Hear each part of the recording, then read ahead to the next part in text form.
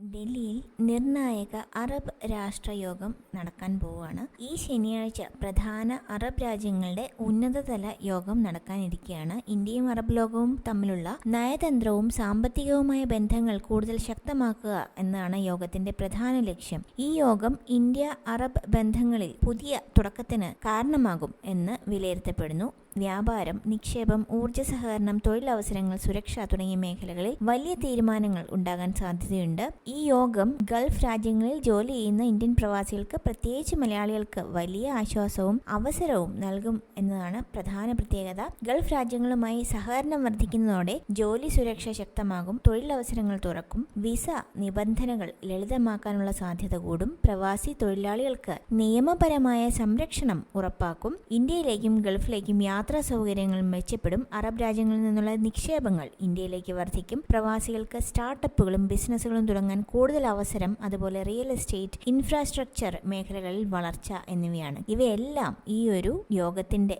ഫലമായി കൂടുതൽ മെച്ചപ്പെടുമെന്നാണ് പ്രതീക്ഷ.